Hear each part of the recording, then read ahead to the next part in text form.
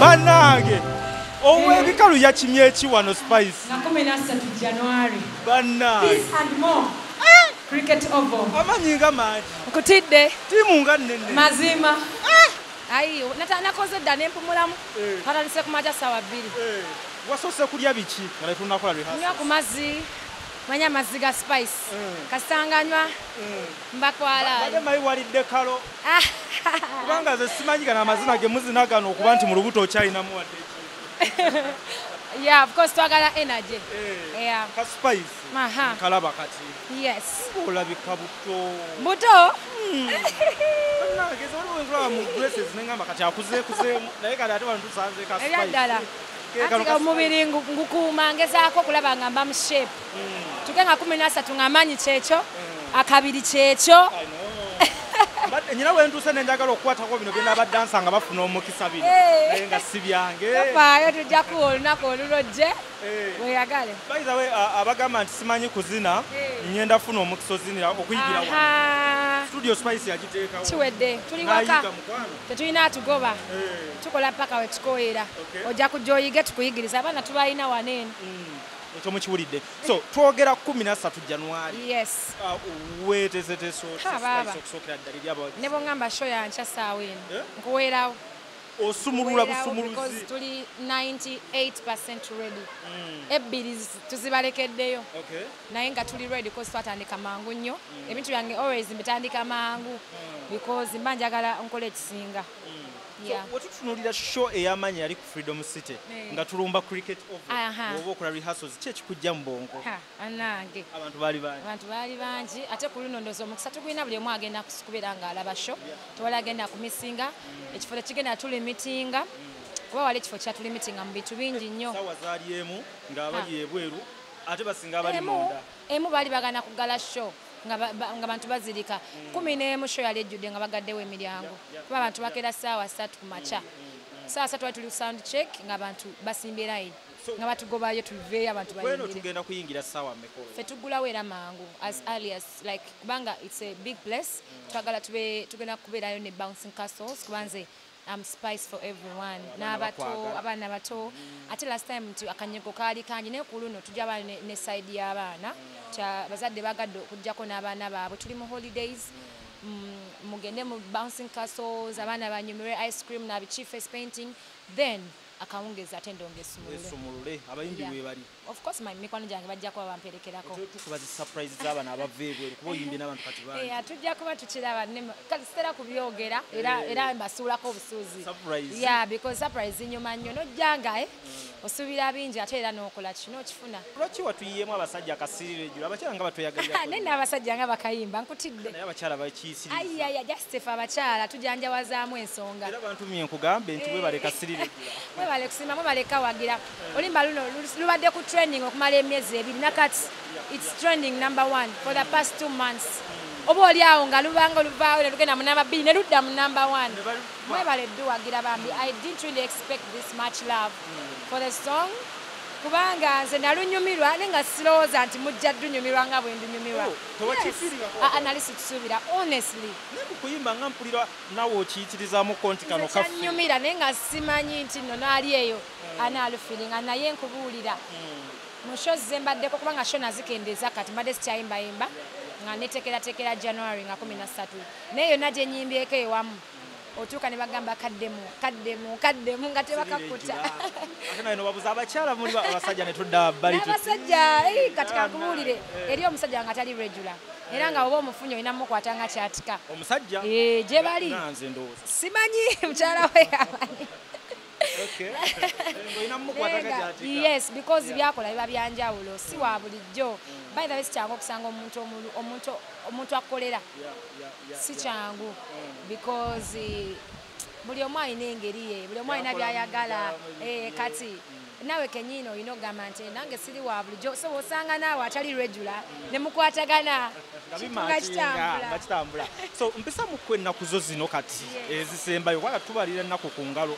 Omunnayuganda ali eyo nga tonafuna akasente kanoonye obudde buwedde. Mitwalo 2 ordinary, VIP mitwalo 5, tebo za milioni 2 zo era ayagala tebo ayite mu bwangu kuba normally teziba nyingi tuba twagala zibe nga zimala abo mazi ate zangu okuggwawo. Abatagula tebo tuli bangi nnyo. Abatagula tebo emitwalo 5 VIP ojja kubeera ng'oli comfortable w'oli, no ordinary naye ajja kuba ng'ali comfortable. Tujja kuba n'emiryango egy'enjawulo. Ab'emitwalo 2 balina gye bayita bokka, emitwalo 5 balina gye bayita bokka, n'abatebo balina gye bayita. Kwegamba tube nga tuli organized. Tuliseemu ku ttiimu gy'okola nayo essaawa eno. Ttiimu yange nina badansa ndoza 25 plus. Kubanga stage egenda kuba nnene nnyo. Nina ne backup, nina ttiimu ya bandi almost abantu nga 12. Nkola ne Bushington yali production era gwe nakola ne Freedom City. Era alina ttiimu gyandetera okuva e Nairobi, alina ttiimu egenda okuva mu US. Bajje batuyambeko production because they are professional guys. Then tukole n'abaana b'ewaka as well. So ttiimu egenda kuba nnene nnyo. Ebyuma ebisinga bigenda kuva Nairobi.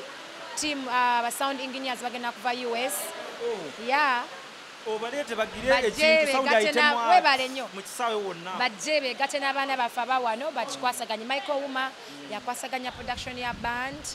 Timu nnene kwegamba. Manager Roger naye akola kyateekeddwa okukola okulaba nga sheetuuka mu bantu. Wempulira byonna byotegese ne plans zo towards sheno gye tugendamu. Bafaanizi bo bano balowoozaako ki ng'okola ebintu by'okusooka? Bannange njagala mbawo ekisinga. And that's been me always from day one. Selowoozaako nga nze nzekka nga nkola show zange concerts. Nakola concert 3 naye buli ebeerayo making sure eriyo esinga ku ki. Like mba njagala always nfune ekisinga ku kibaddewo. Because my fans deserve the best. Bampagidde ebbanga ddene wano tuba ne shows nojja nodduka emisinde noyimbayo 2-3 nodduka.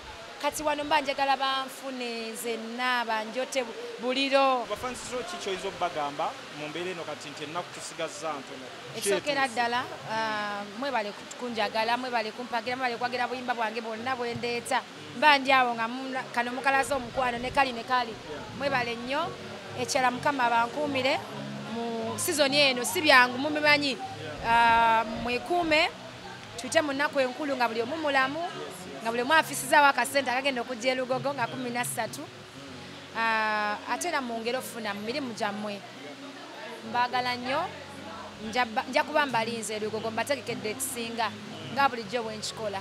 Nze nnize kulaba ne ku baana bozze owa obulamu obupya ababadde basoomozebwa omwaka mulamba 2022 ng'otambudde nabo bayambye.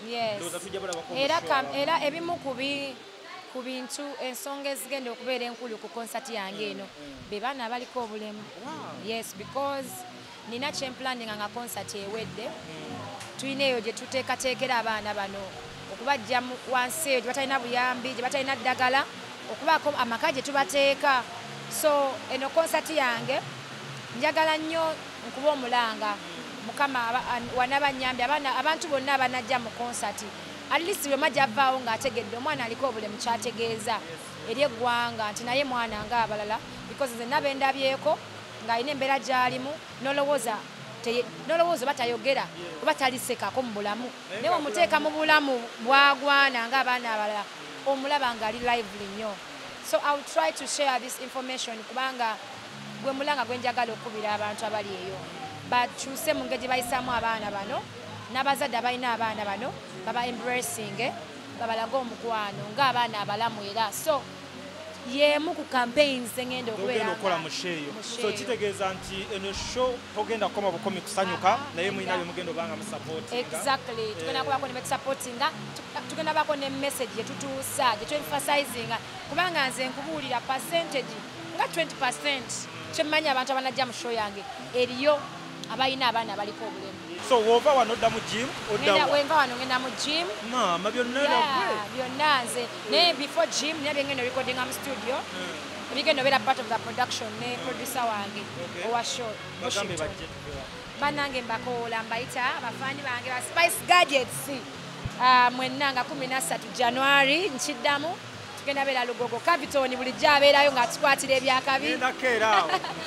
era show yange erino za video ezimu kuzansanyusa ze video ze wakwate mabega gye saali ng'abantu bafikidde nga beekalakaasa nasiraba ku channel yo so musubscribinge kubanga ajja kuba batuusaako show mu bujjuvu mbagala nnyo kakole wooti gamba abalaba Capitone Music show yange erina obbaawo nga bulijjo ebeerawo era ajja bawa exclusive so musubscribinge. Okay, so what the Spice Dana wabaise mu concert ye eyakabi egenda okubeerawo nga 13 January bangaye mubeereeyo mukeereeko buli kimu kiri set amaanyi mangi wano nze kino sikirabangako emyezi 3 nga bakola rehearsals nsoose kukiraba wano.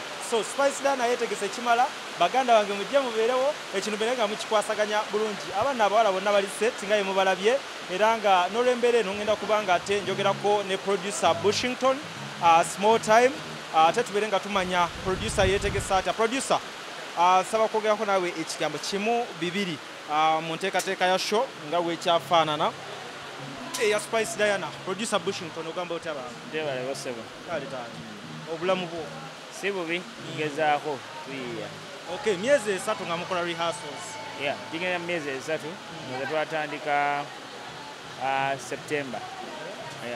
October, November, December. Buno budde bulabika ng'obubeera obuwanvu ku budde bwe tuze tulaba mu bayimbi ab'enjawulo wano oyagala sheefaanana eti ekigendererwa ki? Bw'oli wagamba emyezi 3 bubanga obuwanvu naye butono nnyo. Butono nnyo. Abantu bali hasingira emyezi 6 omwaka ng'ategeka tuwa okitegeera. Njugira si nti buli kanaku oba si nti buli lunaku ogenda kukola lunaku lulamba era ndowooza obalabye tutandika ssaawa emu oluusi tugenda paka 10 oluusi 8 depending on different programs naye wakati awo omuyimbi ate alina schedule endala abaako ne show z'alina okuyimba abaako interviews alina okukola ku TV okumarketing ekivulu kye abaako company obligations oba brand endorsements z'alina otuukiriza abaako n'ebintu bingi by'alina okukola ki so okumitinga schedule eyo oba olina okwewa time nnene oyinza okwekanga ng'omuyimbi olunaku lulamba alinawo essaawa 2 zokka okitegeera so bw'aba nga agenda kukola show ddala ayagala nnyo okitegeera time so kugwa wano oyinza okulaba nga oli agamba myezi 3 mingi era ne Spice obadde omulaba abadde atavolinga but yo band ebadde ekola waliwo ennaku band we bateriiwo ate nga ye waali waliwo ennaku abazinyi we batebaliiwo nga ate we bali so schedule kuba ziba short ziba uncertain program ewanvu wamuuko but kirungi okupreparinga bw'oba ogenda kuperformingira abantu ennyimba 25 3 lwaki oba teweetegeka olina okwetegeka so shono oyagala efaanana otya nga tudda ku kibuuzo wali kati nga gwe producer waayo sure first of all erina okuba entertaining omuntu asasudde sente ze ajja kunyumirwa alina okulaba Spice gw'ayagala mu ngeri y'enjawulo okitegeera so that's why nti bw'otunulira tupreparing and paying attention buli detail ey'ekyo eya entertainment paying attention buli detail eya hospitality omuntu ayingidde atudde atya kubanga ne bwenna kuteekawo show ennungi naye nga wazze ne bakubba essimu togenda kunyumirwa show okitegeera otuuse otya tiketi ogifunye otya oyimiridde wa olaba buli bw'oyimiridde olaba sound ekutuukako so ebyo byonna byetaaga time to prepare si kintu kyamu so eno show egenda kubeera full package eraga ddala brand Spice kyeyogera kyetegeeza kyefaanana eraga growth ye mu music okitegeera then eraga value eri bakasitoma be nti bw'osasula omuyimbi ddala ekintu ky'osasudde kijja mu ssente z'owadde, and two, and maybe it's a next level production. We want to be better than Spice kyakoze emyaka 2-3 emabega. So oba twagala tukole show esinga ey'omuyimbi omulala yena gyakoze, so that omuyimbi omulala najja agamanya akola show esinga ya Spice. Afuneko ekyokulabirako. No, buli show evaawo erina okubanga esettings eki era bw'ojja ozitunuulira zawi yasooka nwagi naddako kati shiba, so buli kati sheddako erina okusinga ate shiba kye yakoze, kale ate n'aliddako kamiliyoni ate alina okusinga Spice kye yalikoze, n'aliddako ba Palace or wherever. So that's the only way we are going to grow, until we are competing amongst ourselves in displaying quality. So ilaga growth, we want to do a production that eri ku mutindo gw'ensi yonna. Ne Wizkid ne waba tamanyi miziko naye n'agenda ku YouTube ng'ayita n'atonaga ono yaani waawa baani abaabikoze baani abamukubira ye muziki wafaanana atya. Engeri yokka abantu gye bafuna exposure, omuntu atunulira show bwe nkuyita kuyimba ku show zino ezibeerayo oba biki saagala zizogera kumpe kuba tebasasudde bulango naye show za radio eza TV ez'abapromota toba na time eraga faaniwo kiddala potential kyeri. Oyinza okugamba yimba ennyimba 3 ate tetulina bandi, yimba CD ate tetulina kino, so tofuna chance.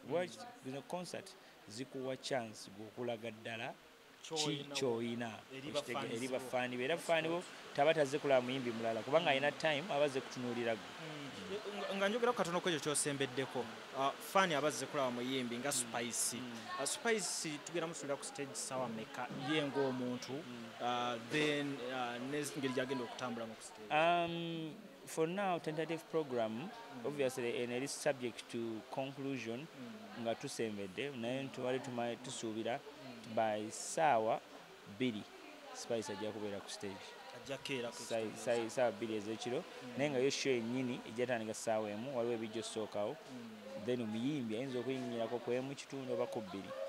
Tetwagala bafaani obuzibu nti kati faani agenda n'atuula n'asasula n'ayingira cricket over ku ssaawa 8 ku ssaawa 6 n'alinda omugole n'ajja ku 8 ogw'ekiro newoba gwe okitegeera akooye sente zimuweddeko enjala emuluma yalidde ku 7 oba sente yazze na budgeti okitegeera awulidde abantu batalina kuwulira amatu gakoowa ogenda otuuka omuyimbira nebyomutegekedde ng'akooye abalala babeera wala abalala nti bwenzijja kulaba show ya Spice nenjiraba ku 2 ku 5 mba mu taxi nga nzirayo Masaka okitegeera kuba taxi zijja naye bwona mugaa nti zigwa 8 ate taxi z'e Masaka tezikyakola beyond ssaawa 6 anaddayo atya okitegeera.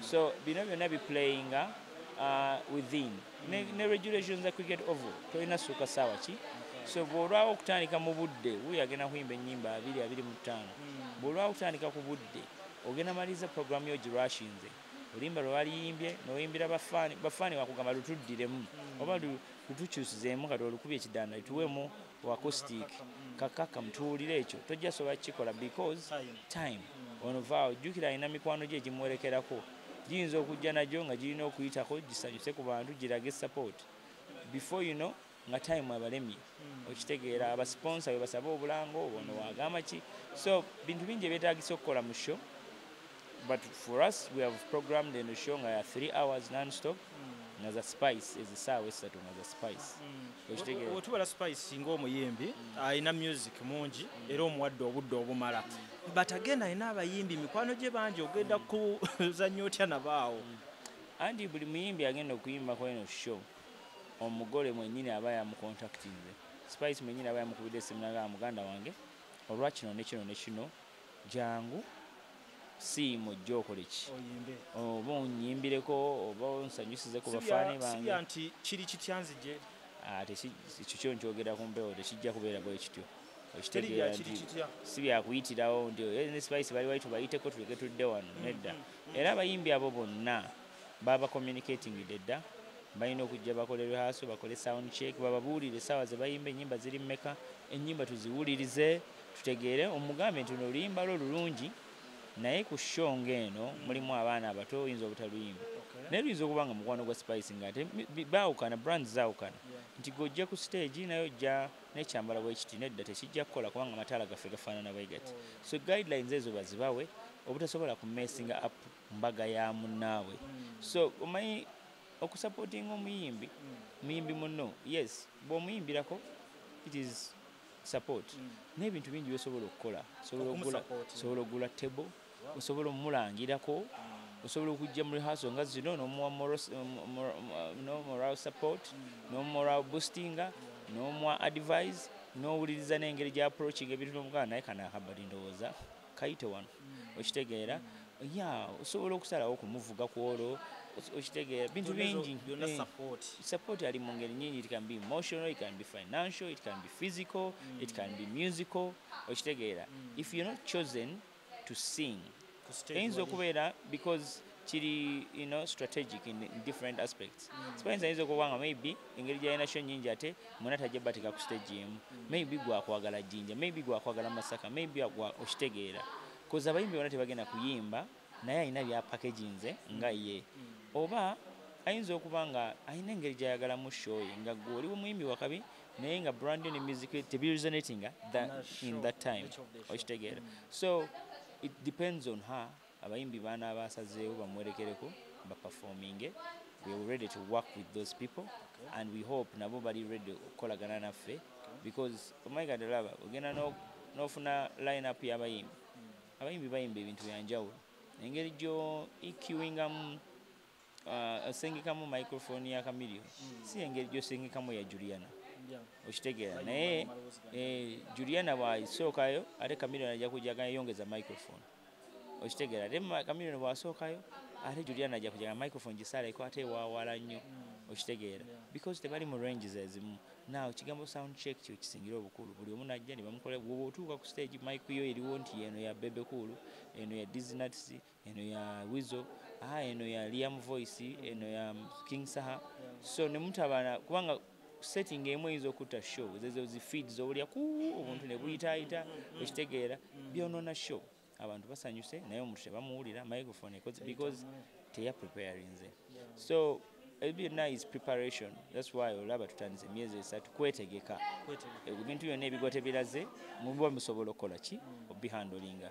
So si kya nti muyimbi kuzaala wabaki omugole yalina last say ku baani bayagala omulimu gwange nze gwa kutuukiriza kirooto kya mugole. Sho yasala nti bush eno sho njagala nzina amazina eno kyo njagala nyimbe bweti nze gwange gwa kutuukiriza mmere eyo gyayagala tukole ki tufumbire abantu gwe mulimu gwange. Naye basically executive creative designer wa show, creative director wa show. So yasalawo ogwange gwa kutuukiriza. Okay, so you producer Bushington ali mabega wa rehearsals ne production ya Spice Diana concert. Point taken okubayimbi awo manyi tutera ofuna okko obuzibu naye kitegerekeka ku mulundi guno lw'ennyimba Spice Diana zalina ennyingi. So embeera yeno wefaananye olunaku olwaleero.